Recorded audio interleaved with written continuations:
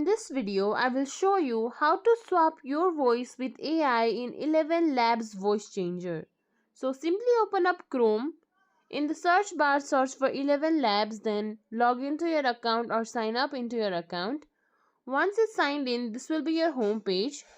Now, in the top left corner, you will see this menu icon right beside home or any other things. Simply click on the menu icon. Here, scroll down below, then you can find Voice Changer. Click on it. Now you can record any audio or you can simply upload any audio or a video file. Click here. Now choose the audio. You can re-listen to your voice from here. After that, you can choose which voice that you want. Once you've chosen it, simply click on Generate Speech. And that's it. ElevenLabs has now swapped your voice with AI voice.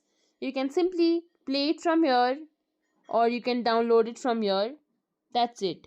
If you think this video was helpful, please like, share, subscribe to our channel, and thank you for watching.